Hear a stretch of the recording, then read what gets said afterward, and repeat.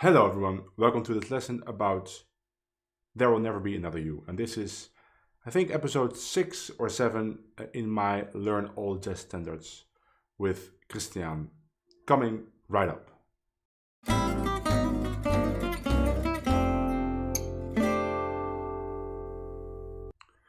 So today is going to be kind of an experiment. I hope you've watched the other episodes. If not, I would recommend watching them, at least the first 2 episodes, to kind of get the idea of this series, because I want to try and make this episode much shorter, because usually I go on and I demonstrate everything a zillion times, then I improvise many choruses.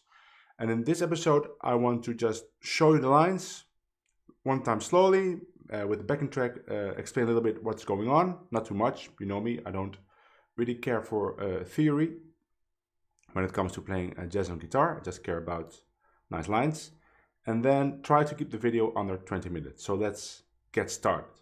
So we're talking about There Will Never Be Another You, and also another change. I'm not going to discuss how I play rhythm for it. Watch the other episodes to see me play rhythm for the other songs. The principles stay the same, also the way I remember the changes, but I will upload a complete chord sheet to my Patreon with every chord diagram and how I would play the chords for rhythm. And by the way, all the tab that you see on the screen today will also be available for download on my Patreon if you want to have easy access to it. So I did the same as usual. I gave you several options for the changes, which can be challenging at times, but not too challenging. Nothing like it could happen to you, but still some challenging chord changes. So let's just start with the first line I have for you. And it's a line over the first 8 bars, but let's go 4 bars at a time, because you can only see 4 bars. So here we go, first 4 bars slowly. 1, 2, 3, 4.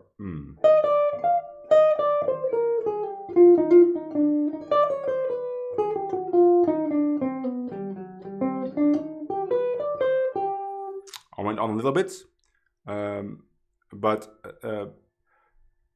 maybe talk a little bit about what's happening. I mean, let's refer back to the Van Hemert system, which I always do. If you don't know what that is, I will link a video about that, because it's my personal way of looking at the fretboard, and it basically revolves around having points of reference on the high E string to start my line. So this first line starts in the first position of E flat, because it's around the E flat with my first finger around the E flat and the high E string. That's basically from the way I play an E flat major scale if I would have to play it there. So, and now comes a typical line for G7 altered. And now C minor, that's the next page. But this line, that's a line I play often. This sound. Now with triplets. Okay, next 4 bars. So we go to C minor. And now comes a transition to a 2-5 in A flat from here.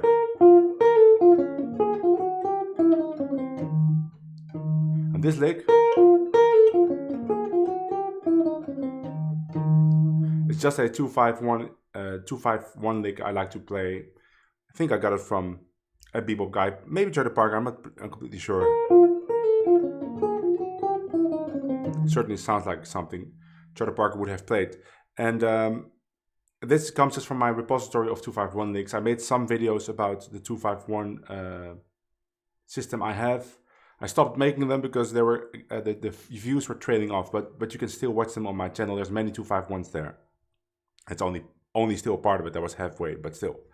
So this comes from that system. And then the whole line, the whole 8 bars would sound like this. 1, 2, 3, 4, 1.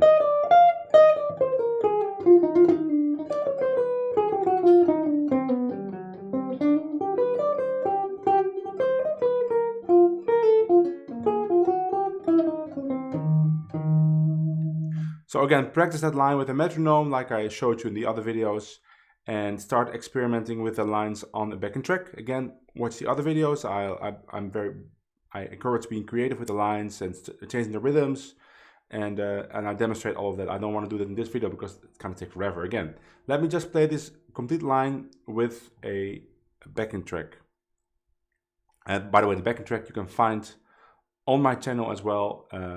I just uploaded it.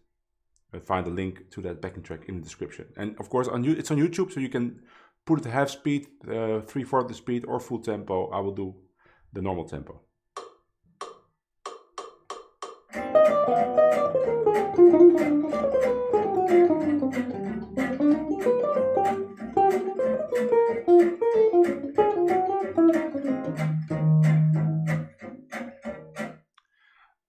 That's it. And then I have another option for you. I always have 2 lines for everything. So I call this lick number 2. Same changes. Sounds like this. First 4 bars. 1, 2, 3, 4. 4, 1. 1, 2, 3, 4.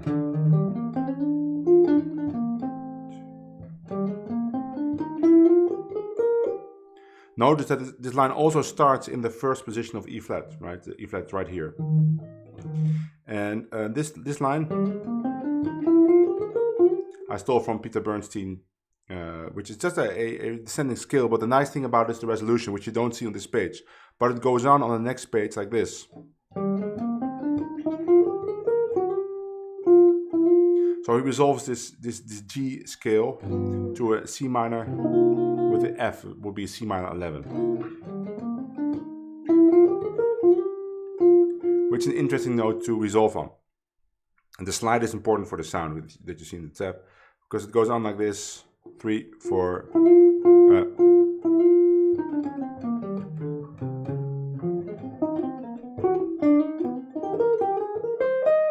And again, that 2-5-1 lick in A flat is just another 2-5-1 lick from my repository, and I've drilled those licks hundreds of times, so they just come out whenever I see my hand at the right position within my system, right? Again, watch the Van Hemert system video or watch the 2-5-1 series to get more insight into that. But that's how it works, right? This line, I didn't compose this line. This is just something I transcribed from a solo of mine. Maybe adapt a little bit to make it more suitable as a lesson. But still, this is just something, if my hand would end up here for the 2-5, then I am in the 3rd position of B flat minor, right? Because the 3rd is here. And then I know these lines, they are just there.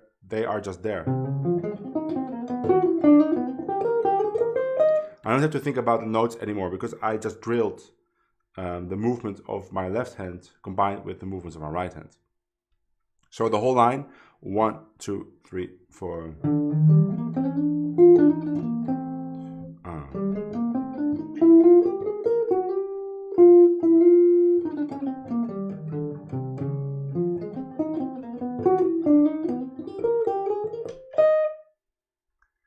Another benefit of using my system is once that line starts, right, it's almost automatic. I have to only think about the timing, maybe dynamics or phrasing, but I can already think about where my hand is going to end up and what the possibilities would be for the next line. But let's play this line with the backing track.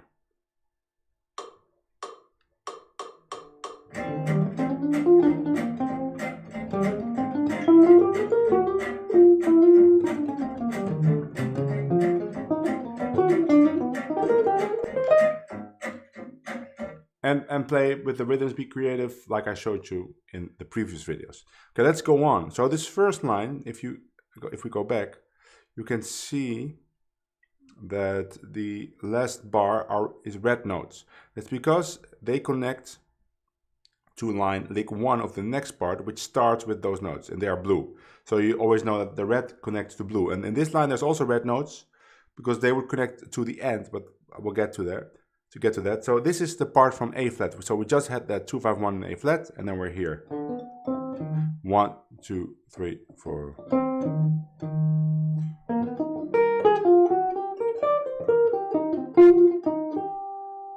One, two, three, four.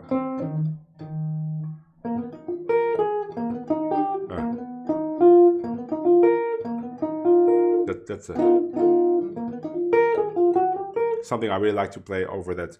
Whenever you have this progression going from the 4 to a 4 minor chord, which happens in many songs, for instance, like Misty or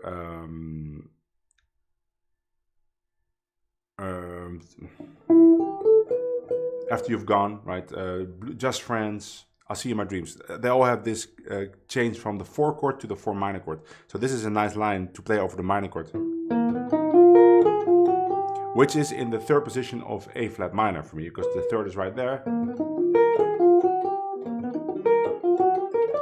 So if I would have to play that on After You've Gone, which starts C, right?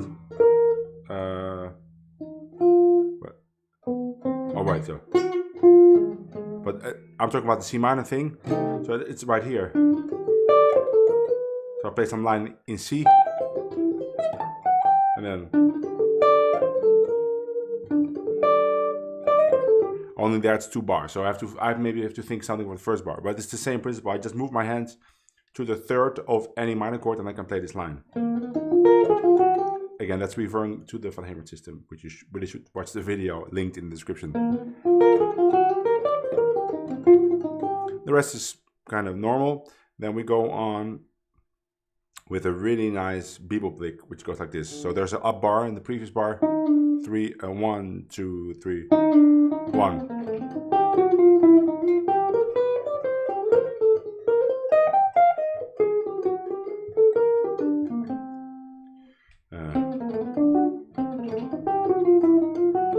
Sorry.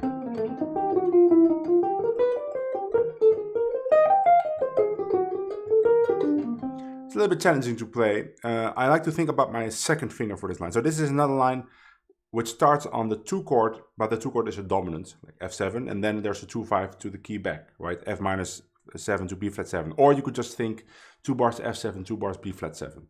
And the same kind of thing happened in All of Me, my previous video, and there I had another line. I have some lines that really fit nicely over that 2-5, where the 2 is also a dominant chord. So this is another one. A little bit challenging, but I like to think about my second finger from here. So I have to slide with my second finger, or slide or jump. And again. So I like to think about like the second finger is kind of leading the way there.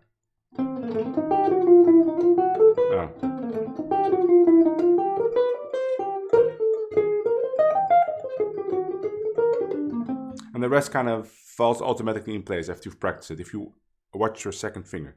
So the whole line sounds like this. 1, 2, 3, 4.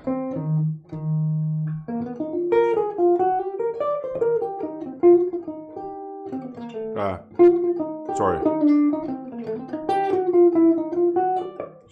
One more time. 1, 2, 3, 4.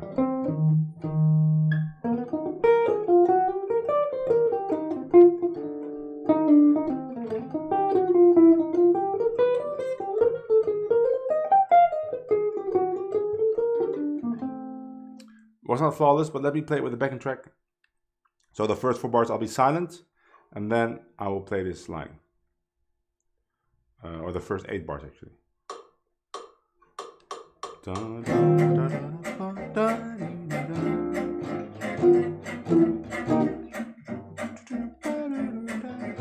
Here we go.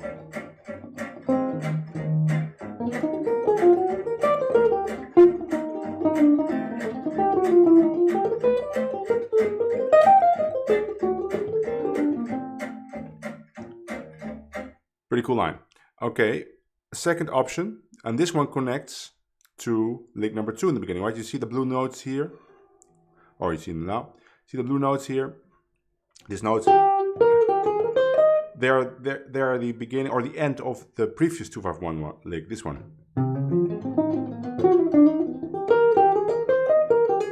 So that's where it starts. 1, 2, 3, 4.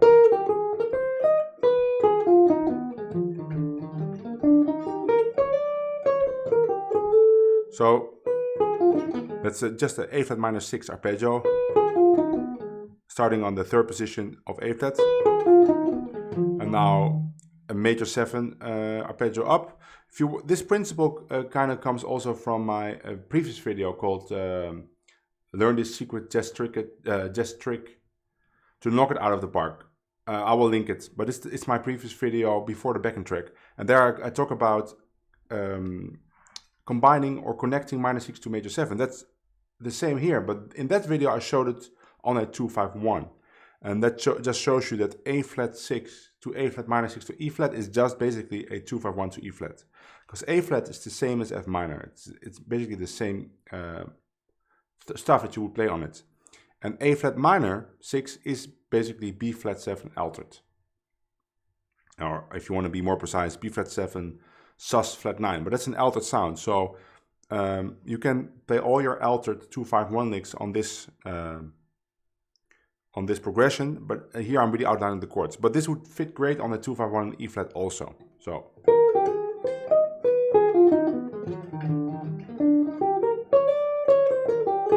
now we're on the next page. So here I'm playing really a lick for C minor. I like this one.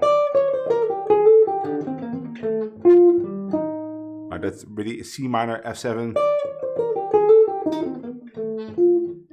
and then this lick.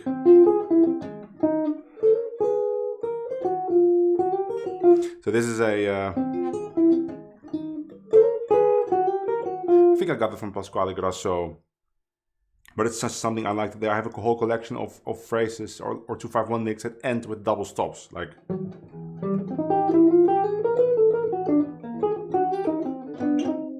Or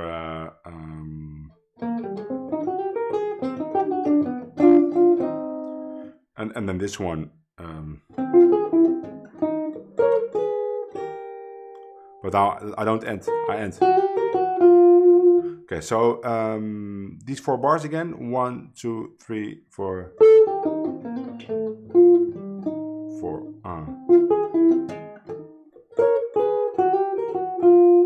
So all the 8 bars, 1, 2, 3, 4.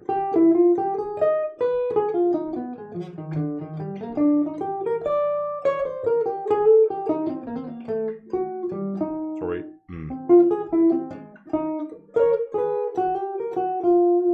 Made a little mistake. It says that in the tab, right? The second bar here. You can also play if you want. Instead of, actually, I think it's a typo in there. I would probably always play, but it's also fun. Okay, let me do it again. Let me play the 2-5-1 lick before.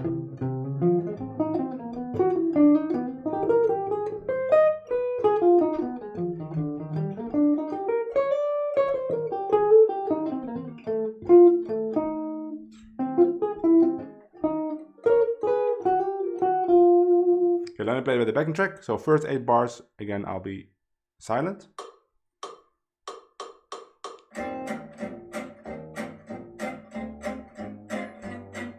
I'll play the 2-5-1 to A flat.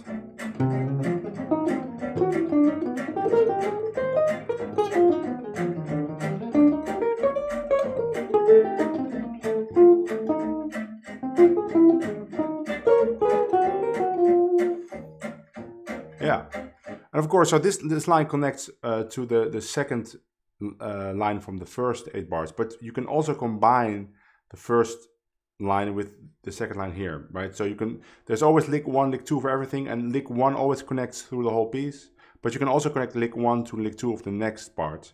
If you have the tab in front of you, it will make sense, but you have to find a connection. But that's just something you gotta experiment with, because that's basically how I improvise. I have all these puzzle pieces, hundreds of puzzle pieces, and I just combine them in different ways, and then I make changes in the puzzle pieces by changing some embellishments or changing the rhythm, displacing the rhythm. And sometimes the puzzle pieces are really small, right? Because then I take just a little part of a bigger puzzle piece, and this comes with experience. It's still going to be difficult. It's not easy to accomplish that, but the way to accomplish that the fastest, I think, is having these great lines and having a way to categorize them on the guitar neck, which is where my Van Hemert system comes in.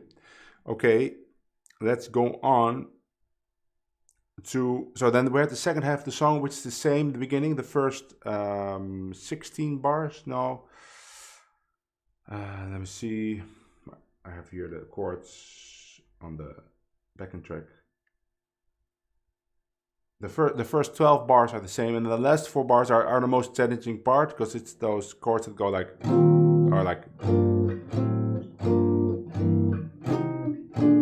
or some people like to play. But let me tell you about something about the last 4 bars, what they really are, right? So you have this song, 2 5 2 A flat,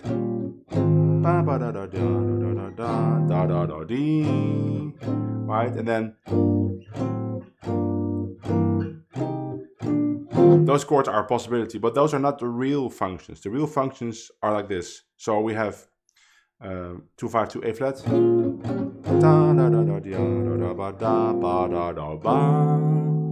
to be an E flat diminished chord, or A diminished, whatever you want, and then goes back to 1. So it's diminished, and then just 1 5 1. So you could play lines like that, right? You could play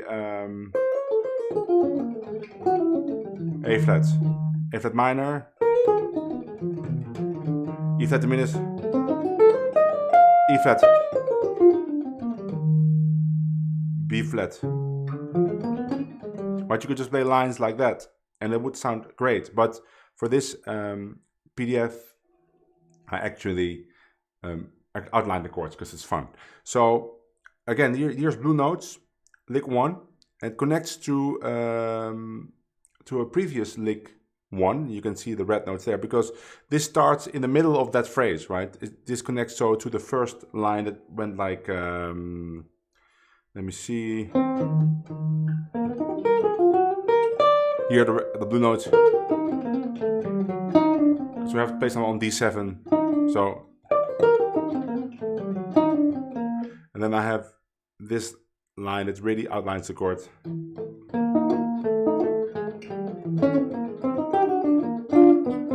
And the fun thing is, so I actually think this is maybe the only song that you can really play this line.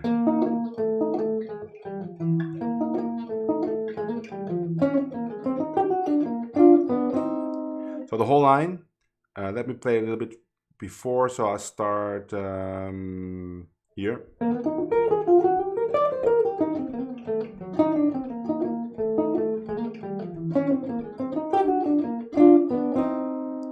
Again, so this last line is just from a repository of short 2-5-1 licks, because this is a short 2-5, right? F minor, B flat 7, E flat in 2 bars. Let me play this with the backing track, and I'll improvise one chorus, and I'll end with this phrase.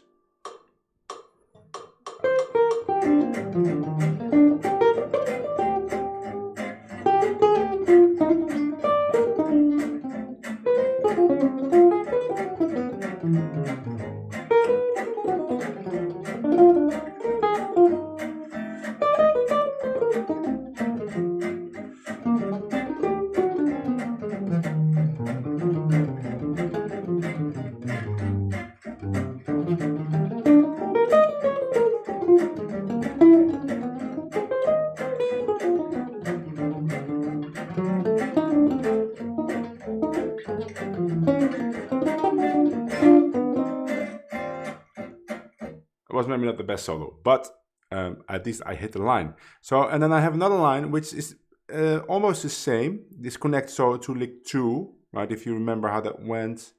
So we came from blue note. And then we have the same line an octave higher. But now I'll go down with kind of a scalar line. It's not the E flat major scale, but it's a scale that actually outlines the chords. And then I have some chords. Or you could do. Let me play this line with the backing track. Again, I improvise and I'll play this line at the end.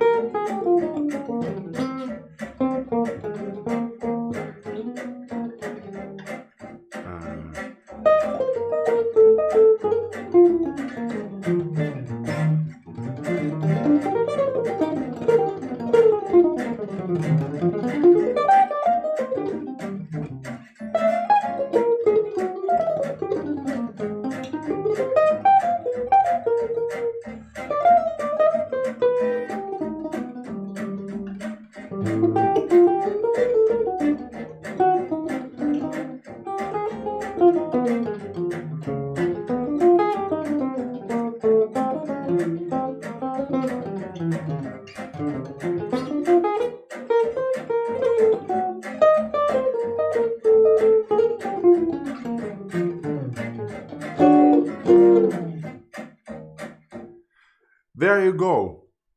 A couple of great lines that really outline the changes but are still musical and are fun to experiment with and to be creative with. And please watch the previous episodes too to get, because these episodes are not isolated in the sense that they are self-contained. They are, because I'm talking about this song, but the methods of application, there's little bits of stuff of lesson about that in the previous videos as well, even maybe even more. But I'm really curious what you think about this shorter form video. At least I hope it's shorter. I'm not sure. Still, I'm not gonna edit. It's all one take because I'm streaming to YouTube and then making it public. Let me know, and I will see you all in the next lesson. Bye.